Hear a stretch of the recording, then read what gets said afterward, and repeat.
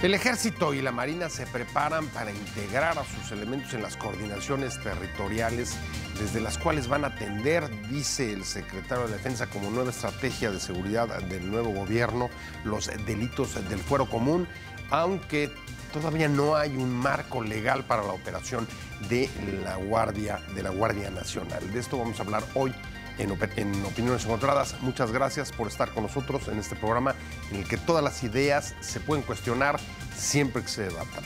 ¿Cómo va la inseguridad en estas primeras semanas del gobierno de López Obrador, en el que se anuncian estas medidas, a pesar de que lo que ha sucedido en estos días ha sido más bien un incremento de los índices respecto de la última semana del gobierno anterior? Le dejo mi Twitter, José Buendía MX, ahí me pueden mandar sus críticas, sus comentarios, sus puntos de vista, y si me acompaña rápidamente a ver un reportaje de contexto, volvemos acá al foro a tener nuestro debate de hoy.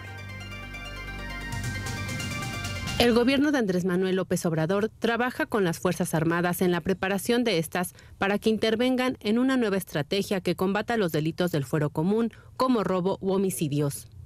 Al respecto, López Obrador ha dicho que carecen aún de información confiable sobre el número de delitos y adelantó que trabajan en la organización de las 265 coordinaciones regionales en que se dividirá el país para atacar la violencia con elementos del Ejército, Marina y Policía Federal, es decir, con la Guardia Nacional. Esta es la agrupación que el nuevo gobierno ha propuesto para hacerse cargo del combate a la inseguridad y la violencia, aunque también ha ofrecido someter su creación a consulta popular en marzo próximo, aunque esto no parece detener los preparativos para su puesta en marcha. Declaraciones. Número 1. López Obrador aseguró que hubo una disminución, si bien todavía no cuentan con un sistema de registro diario de la actividad delictiva en el país. Apenas estamos estableciendo el nuevo sistema para la seguridad pública, que consiste en la creación y la instalación de las coordinaciones territoriales. Estamos reagrupando fuerzas, definiendo los mandos y conciliando con los gobernadores para que se vayan uniendo a esta estrategia. Al cumplir su primera semana, afirmó que bajó el número de delitos denunciados ante el Ministerio Público en el país, sobre todo en homicidios. Número 2. El secretario de la Defensa Nacional, general Luis Crescencio Sandoval González, desde Palacio Nacional afirmó que las Fuerzas Armadas están realizando un plan para atender principalmente delitos del orden común en todo México. En torno a la Guardia Nacional, afirmó que se está preparando a los elementos con entrenamiento específico, sobre todo para evitar violaciones a los derechos humanos. Arrancamos con Opiniones Encontradas. Muchas gracias por estar con nosotros. ¿Cómo ha sido la evolución de la inseguridad y la violencia en este arranque del gobierno de López Obrador respecto de las últimas semanas, de los últimos tiempos de su antecesor? Ha habido un mayor incremento de delitos. Por supuesto, esto no es una tendencia, pero ese es el contexto en el que arranca el gobierno de López Obrador.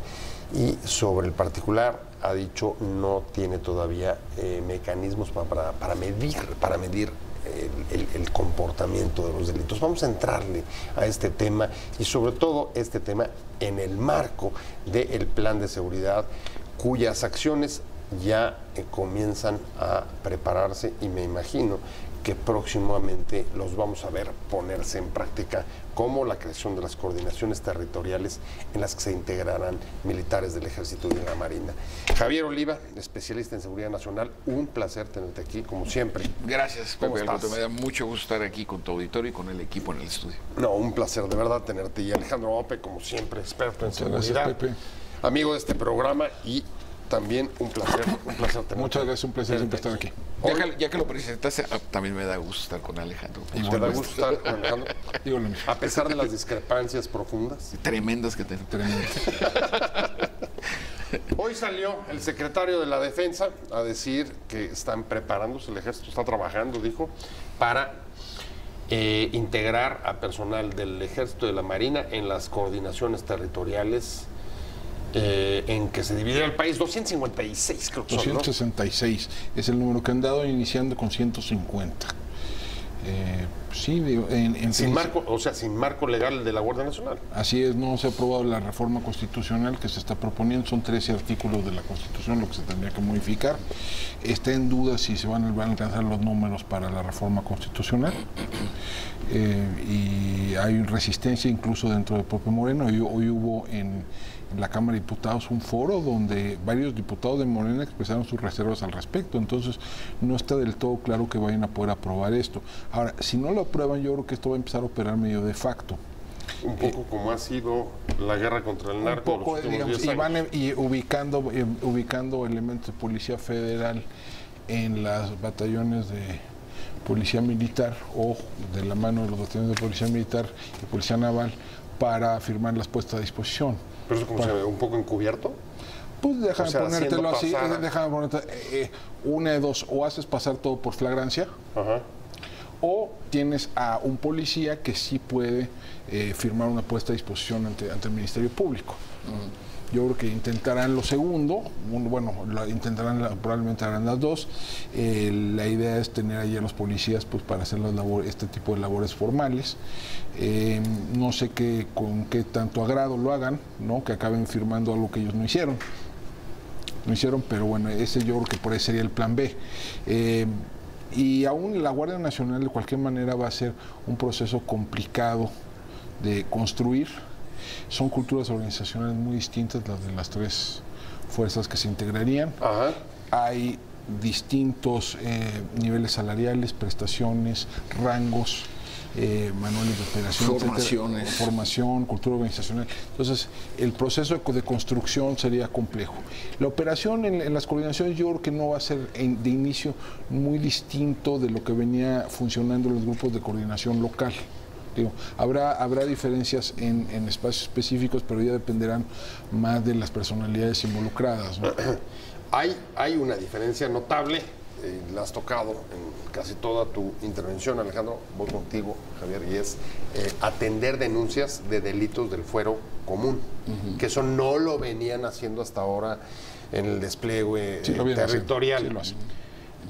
Intervenir en denuncias de homicidios, secuestros. En la práctica, sí. En la práctica, por supuesto. Incluso sin marco legal tampoco. Sin marco legal. O sea, no hay ninguna atribución, para meterse a funcionar como MPs. Pero el tema es lo que bien comentaba Alejandro, el tema es el de la flagrancia. Es decir, cuando en una operación interviene personal militar y tiene un enfrentamiento o reciben una denuncia de un secuestro, entonces y en el momento de actuar usualmente van acompañados por policías locales, ¿no?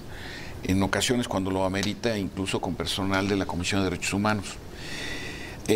Una figura original se llamaban las BOM, que quieren decir bases de operaciones mixtas. Eran bases movibles, ¿no? En donde intervenían personal de distintas instituciones civiles y militares. Lo que pasa es que ante la pendiente que hemos estado viviendo en los últimos años, así es, y 2018, los últimos dos, ¿no? De 17 y 18. 2018 va a cerrar como el año más violento de los últimos 20, al menos desde que se toman las mediciones. Entonces esto evidentemente está requiriendo una respuesta incremental, sobre todo porque, y lo he tenido la oportunidad de comentarlo aquí en tu programa, Pepe, el tema de los primeros 100 días, ¿no? Que es una marca convencional que la creó John F. Kennedy en su momento y que se quedó como un hábito, ¿no? Digámoslo así. A ver, ¿qué va a pasar en los primeros 100 días en materia de seguridad, de educación, de economía, etcétera? Pero particularmente el tema que estamos tratando en este programa, ¿cómo van a estar en los primeros 100 días los aspectos en general de los indicadores de inseguridad? Entonces, ahí me parece que es muy alta la expectativa. O sea, a ver, urgencia de reducir los niveles en estos primeros 100 días. Sin duda alguna, ¿no? Y entonces ahí... Pero en términos mediáticos o en términos de imagen. No, porque entonces sería el mismo error del gobierno de Peña Nieto, en donde creían que tienes un enfermo de cáncer en la casa, entonces no hablemos de cáncer, con eso no se cura. Por ahí va mi pregunta. Lo que tienes que hacer es concientizar justamente en el entorno de lo que está ocurriendo precisamente. Y también otra cosa que me parece muy importante, esto no es una solución solo de Fuerzas Armadas, ¿eh? Esto me parece que está haciendo falta muy importante la participación de distintos sectores, ¿no? De distintos ámbitos, en donde pues evidentemente tienen una parte muy muy importante y una correspondencia fundamental, porque si no, el problema es que sigamos en una línea que tenga que ver más con una reacción que con una prevención. Pero cada vez nos hemos ido más, digamos, refugiando en la última solución. La última solución es una participación cada vez más directa y responsabilidad total o casi total de las Fuerzas Armadas en la lucha contra la violencia y la inseguridad. Es correcto, digo, déjame... Parece que no hay red después de esto. Déjame, a ver, no es correcto que las Fuerzas Armadas no recibieran denuncias. Digo, incluso en Tijuana, en la época dura, ¿no? De la época del general Aponte Polito. El de denuncia, nosotros íbamos. Nosotros ponían espectaculares claro. en Tijuana, donde decía, denuncia, nosotros íbamos. Denuncien, nosotros íbamos. O sea, es que, ahí acláranos, porque yo tengo una duda. A ver, los militares participan en operativos, pero además podrían recurrir a una denuncia de un delito del fuero común, aunque fueran acompañados de la policía. Bueno, a ver, reciben una denuncia, van con la policía. Lo que pasa es que necesitan, en principio tendrían que ir con policía, porque ellos no pueden poner a disposición a un detenido. Del MP, así es. O sea, del MP es algo que sea flagrancia. Así es. No. Entonces, pero la flagrancia sería un operativo. Pero digamos, muchas veces inventaban la flagrancia, vamos a ponerlo así. No, o sea, decían, bueno, o sea, y caían en una casa de seguridad y decían, ¿qué creen? Pues nos dispararon de fuera, entonces fue flagrancia. ¿Cómo se mide la flagrancia? No hay manera. Sí. Sí hay un procedimiento de peritaje, ¿no? Digamos, forense, en donde pues se establece quién comienza la agresión. Y la otra, pues, eran las BOMs y eran este tipo de mecanismos donde iban con MPs o iban con policía, etcétera, donde iban con alguien que sí podía poner a disposición. ¿No? Esto se ha puesto particularmente complicado ahora en el nuevo sistema de justicia penal. O sea, ahora el problema es que tienen que, o sea, la dificultad es la siguiente. Es decir, alguien detienen a una persona, lo llevan ante el MP y a la hora que quieren judicializar el caso, que quieren, digamos, dictarle prisión preventiva. Vincularlo a proceso. Vincular a proceso esta persona, pues el que lo detuvo tiene que declarar, ¿no? Claro. O sea, y va a declarar, digamos, el soldado, teniente o quien haya estado detrás del... Esto es importante que lo sepa el auditorio. Por eso, por supuesto. Con cierta frecuencia, los elementos militares, como por procedimiento, tienen que regresar al Ministerio Público a refrendar la acusación. Varios de ellos han muerto. Después de que lo hacen, los esperan los delincuentes, De allí que se haya tomado la medida que cada vez que un elemento militar tiene que regresar a ratificar la denuncia, vaya acompañado, vaya acompañado por personal militar armado. Entonces, el nivel de la gravedad y la fragilidad del sistema penal acusatorio, que me parece que es verdaderamente un colapso, ¿no? De acuerdo a los resultados que estamos teniendo, y necesita un fortalecimiento o una readecuación, eso es fundamental, Pepe, porque además hay una cosa que quiero ser muy claro: no hay vuelta para atrás. Es decir, no vamos a regresar a que esta soflama de que los militares regresen a los cuarteles. Quienes dicen eso es que no han estudiado el tema. Nunca han estado en sus cuarteles. Eso desapareció. Nunca. Pues por eso. ¿Tú coincides? Por eso. ¿Se acabó? ¿Es irreversible esto? Véalo a nivel mundial. Bueno, Estados Unidos no envió soldados a la frontera con México. Es una buena polémica porque es contra el discurso de los últimos 10 años. Estados Unidos envió soldados a la frontera con México para temas migratorios. Sí, la patrulla. Es una tendencia... No, ejército de tierra. Perdóname, el ejército. A reforzar a la Border Patrol. A ver, sí, pero en Estados Unidos sigue habiendo la doctrina de posse comitatus, ¿no? que impide la participación de las Fuerzas Armadas en tareas de seguridad pública, ¿no? Desde el siglo XIX. Eso no ha cambiado. Yo creo que... Pero participaron, Pero nadie está pidiendo un repliegue inmediato, nadie en sus cabales. A ver, nadie está pidiendo repliegue, pero muchísimos están pidiendo no dejar de tener un horizonte para el regreso de los cuarteles. Incluso es que no dan los números, es que es muy sencillo, ese es un asunto ya. A ver, vamos a suponer, ahorita están haciendo cuentas de Gran Capitán que van a tener 83,000 elementos en la Guardia Nacional de arranque, ¿no? O sea, hablando de 35,000 de policía militar, 10,000 de policía naval y 38,000 de policía. Dudo que empiece con esos números porque pues, la integración de esto va a ser medio complicado. Pero vamos a suponer que sí sean esos números, y vamos a suponer que se cumplen las metas de reclutamiento que se han planteado, que son 50,000 elementos. Que también eso habría que ponerle un asterisco. Las Fuerzas Armadas han crecido en términos netos de 1998 a 2018 en 34,000 elementos. Digamos, entonces sí se requería un esfuerzo de reclutamiento mayúsculo. Asumiendo eso, llegamos a 130,000. Eso es uno por cada 1,000 habitantes. Necesitamos por lo menos dos o tres veces más que eso. A ver, pero si eso es así, lo que también parece evidente es que si ya de por sí eso implicaría un esfuerzo enorme de reclutamiento e integración de este cuerpo, el tema de policías, que ese es otro de las demandas de los últimos 10 años, capacitar, modernizar, reformar a la policía, lo olvidamos también. No, bueno, lo que me está gustando de este programa es hasta dónde vamos a dejar los mitos. Por eso, a ver, ¿hasta dónde? Es que analicemos, elevemos nuestro nivel de análisis. A ver. Por ejemplo, Italia es el tercer país más militarizado del mundo, después de China y Japón. En términos de Producto Interno Bruto, en el porcentaje de elementos militares o dependientes de las organizaciones militares por cada 100,000 habitantes, solamente el cuerpo de carabineros son 140,000. Es decir, imagínate, tiene más ese cuerpo tiene más de lo que sí. Y tiene 205 años de historia. Con todo y el fascismo y la monarquía y la república. A mí lo que me preocupa es que el nivel de análisis en México, de verdad que nos quedamos en las páginas nacionales. El ejército brasileño está patrullando desde hace 4 meses todo el estado de Río de Janeiro y la capital Río de Janeiro. Estados Unidos, yo lo reitero, sí, pero están soldados desarmados de Estados Unidos desplegados con uniforme táctico en la frontera con México. Ahí el asunto de seguridad nacional, ¿no? Sí, por eso. Supuestamente. Pero el tema es que ni somos los primeros ni somos los únicos. La OEA ha organizado foros para analizar las repercusiones de la participación de las Fuerzas Armadas en labores de seguridad pública. A ver, lo que estás poniendo sobre la mesa hay una tendencia que parece hasta ahora irreversible de militarización de la seguridad pública. Hay una tendencia contraria. A ver, la gendarmería francesa se trasladó del Ministerio de Defensa al Ministerio del Interior. No, pero eso es de origen. Sí, pero pero empezó en 2011, en 2009 la trasladaron. La Guardia Civil española la movieron del Ministerio de Defensa al Ministerio del Interior. Los carabineros chilenos lo movieron del Ministerio de Defensa al Ministerio del Interior. Pero siguen siendo militares. A ver, pero espérate, pero bajo control civil no es lo mismo. Sí, o sea, hay una diferencia. Hay una diferencia. La doctrina, el armamento, el uniforme, sus salarios dependen de los ministerios de defensa. Es como la Guardia Nacional estadounidense.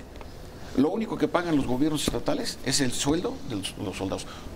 Quienes llegaron primero a Afganistán, llegó la Guardia Nacional de Texas, por eso no pudieron ayudar en la tragedia de Nueva Orleans, por eso fueron los soldados mexicanos. Ahora, en cualquier caso parece que, al menos hoy en México, esa parece una tendencia que no va a regresar. Hay que cambiar entonces las coordenadas de la discusión y, digamos, el reclamo desde la sociedad civil sobre qué esperar y qué poder pedir respecto de este planteamiento, ¿o no? Yo creo que, a ver, de nuevo, es que si a esto se reduce el planteamiento, o sea, la discusión, yo creo que estoy de acuerdo en eso con Javier. La discusión no es, los militares nunca han estado en los cuarteles. Eso, o sea, los militares ha habido campañas de erradicación desde los años 40. ¿No? Los militares estaban el 2 de octubre en Tlatelolco, 2 de octubre de 68 en Tlatelolco. Estuvieron en la Operación Cóndor en los 70s. Así es. O sea, eso es una historia larga. Nunca han estado plenamente en los cuarteles. Pero sí los hemos estado utilizando de manera más intensiva en los últimos 12 años. Eso sí es un hecho incontrovertible. Y esto sí es una vuelta de tuerca. En ese sentido sí es correcto. O sea, es crear de manera permanente un cuerpo intermedio con función de origen militar con funciones de policía. Eso sí sí es un cambio significativo.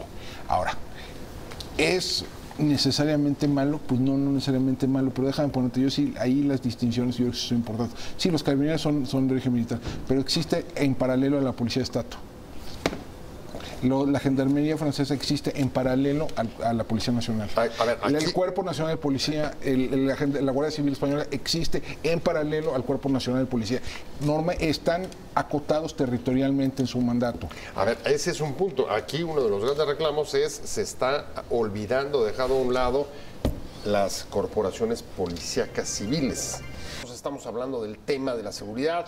Nos metemos ahora, después de las declaraciones hoy del secretario de la Defensa, diciendo que ya están preparándose para ocupar las coordinaciones territoriales en las que se va a dividir el país. Nos metemos en buena medida al plan de seguridad, porque entiendo, ese es otro de los asuntos que vamos a poner sobre la mesa, cuál es finalmente el plan de seguridad de López Obrador. Me imagino que es este. Y hoy Marina Morera decía en una conferencia de prensa, con este plan nos va a ir peor. ¿Tú crees? Digo, no podría yo tener una contundencia respecto de si nos va a ir mal.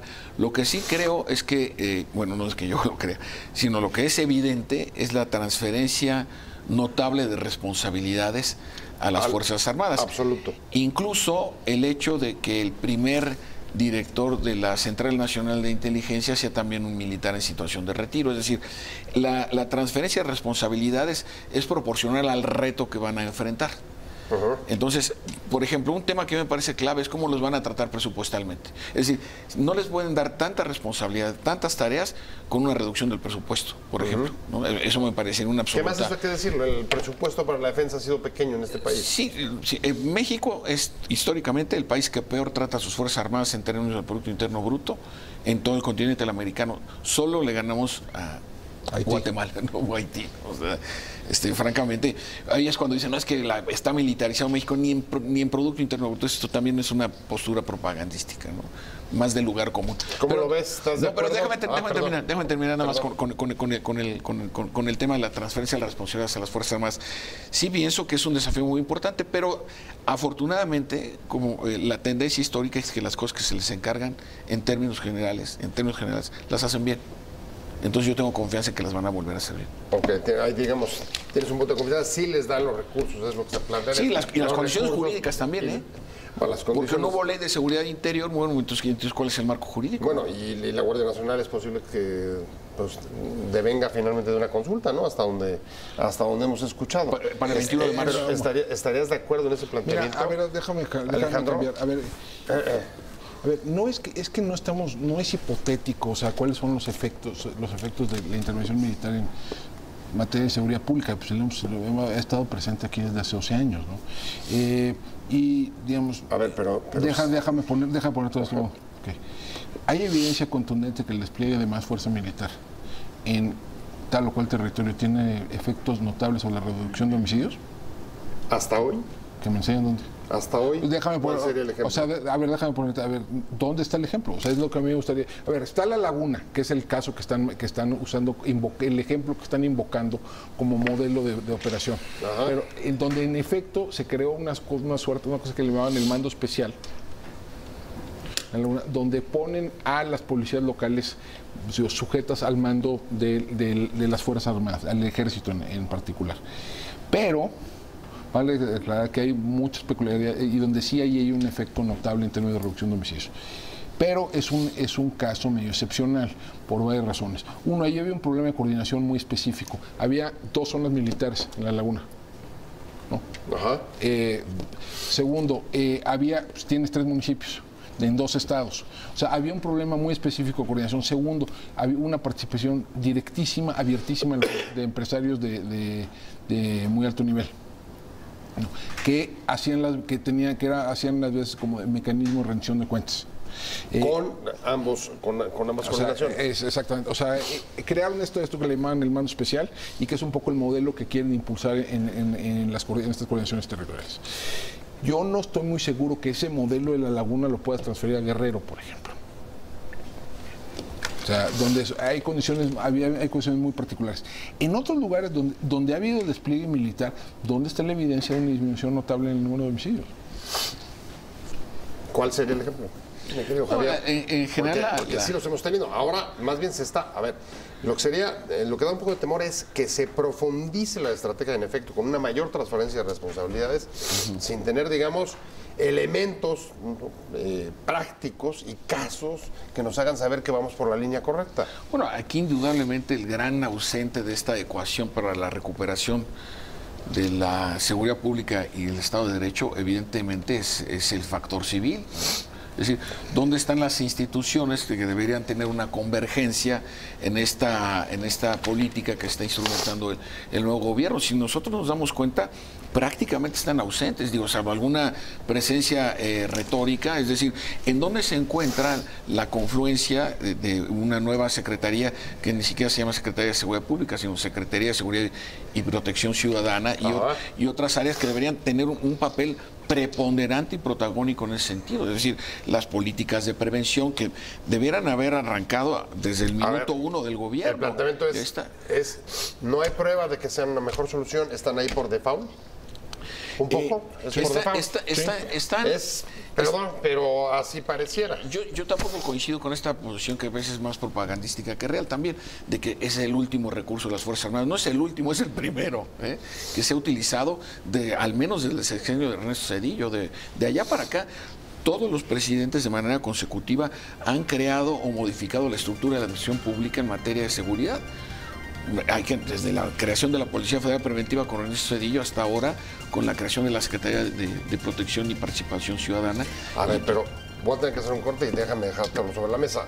A ver, hay muchas cosas, digamos, contradictorias incluso en los planteamientos sobre la presencia de las Fuerzas Armadas. Hoy mismo el secretario de Seguridad Ciudadana, Alfonso Durazo, volvió a reiterar la idea de 3 años, vemos los resultados de esta estrategia de pacificación y la evaluamos y posiblemente regresemos a la idea de regresar a los cuarteles. No, bueno, explíquenmelo. Caminando el plan de seguridad, poner en las coordinaciones territoriales integrantes del Ejército y de la Marina que van a atender asuntos del fuero civil, delitos del fuero civil, pero nos quedamos justo antes de irnos al corte en que sí se aprecian contradicciones.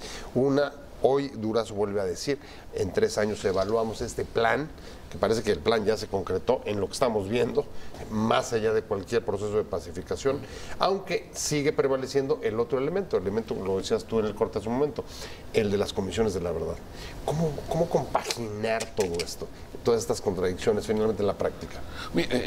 No solamente son las comisiones de la verdad, sino el tema de la amnistía y la justicia transicional. Exacto. Que al igual que el gobierno pasado, yo no sé por qué las áreas civiles del gobierno del presidente López Obrador tienen esta fascinación por el caso colombiano, que es completa y totalmente diferente. La amnistía, y utilizo la definición de Amnistía Internacional, esa prestigiada organización británica, la amnistía es un mecanismo de conciliación post-conflicto violento de origen ideológico, básicamente. Entonces, la amnistía no puede aplicarse en el caso mexicano. Los delincuentes no tienen ningún tipo de carácter reivindicativo social, por un lado. Las comisiones de la verdad se aplican para casos como los de Sudáfrica, después de la instauración de la democracia y la desaparición del apartheid, ¿no? Entonces, el genocidio. Que en México tampoco aplica, porque no hay un proceso político. Bueno, Ayotzinapa sí, ¿no? En Ayotzinapa no, pues ¿cuál es el ingrediente ideológico? Crimen de lesa humanidad. No amnistía, sino crimen de lesa humanidad. Pero ¿quién lo demostró? Desaparición de 43 estudiantes. Bueno, en ese caso tendría, ahí hay un claro componente delictivo. No estoy diciendo que estuvieran involucrados los muchachos, desde luego que no, pero hubo una variable. En ese sentido tendría que investigarse desde otra perspectiva, pero no de una comisión de la verdad. Ahora, en cualquier caso vas a tener en las coordinaciones al Ejército y la Marina, y por otro lado, el gobierno bajo un equipo de investigación por todo el país buscando desaparecidos. Explícame eso. A ver, eso lo que pasa es que yo creo que sí va a generar una tensión muy importante al interior del propio gobierno. El caso de la Comisión de la Verdad de Ayotzinapa, que se anunció la semana pasada, pues tarde o temprano van a topar en sus indagatorias con lo que hizo o no hizo el Ejército en la noche igual. Pues así una de las líneas que han venido empujando los padres de los desaparecidos, lo que han venido empujando los abogados, los del Tochinoy, los del PRO, etcétera. El batallón. Es la participación o no del batallón 27, ¿no? Del batallón 27 en Iguala. En Iguala, ¿no? Entonces eso, y han pedido entrar al cuartel y cosas por el estilo. Es decir, eso va a entrar en tensión, esta decisión del gobierno de empoderar a esta Comisión de la Verdad va a entrar en tensión con la decisión tal vez mucho más significativa de empoderar a las Fuerzas Armadas en su papel de combate. Bueno, hay una contradicción, otra la platicábamos también hace rato, la profundización de la estrategia de militarización, digamos, de la seguridad pública va también a modificar las estrategias seguramente de la sociedad civil que viene, digamos, con un discurso y una estrategia de incidencia, pero que no está claro si va a seguir igual. Bueno, ahí sí me parece que las condiciones que está enfrentando la sociedad mexicana en este contexto, si bien se pueden parecer a una tendencia, a una inercia, las relaciones con un nuevo gobierno con tan altas expectativas, sí me parece que las exigencias en materia de seguridad sí van a ser serias, van a ser muy importantes, es decir, la observación de los índices delictivos y la capacidad de operación. Pero yo insisto aquí que la responsabilidad final es del mando civil, porque aquí hay un comandante supremo de las Fuerzas Armadas que... Ese tema queda para la próxima Game, voy a tener que ir, pero no, ahora me aguantas. Transferencia de responsabilidades, pero finalmente... ¿Quién toma la decisión? Finalmente los civiles son los que van a cargar aquí con el éxito o el fracaso. Por supuesto, o sea, tiene que ser así. El último responsable es el presidente de la República. El presidente de la República es el que va a cargar el costo de lo que haga. Y al fin y al cabo, su decisión, la decisión de usar las Fuerzas Armadas en estas tareas, pues es suya. Bueno, ya me voy. Muchas gracias, Alejandro Ope. Muchas gracias, especialista en asuntos de seguridad. Muchas gracias, Javier. Gracias, Alex. Muchas gracias a los dos. Nos vemos mañana. Gracias sobre todo a usted por haber estado con nosotros en Opiniones Encontradas. Nos vemos.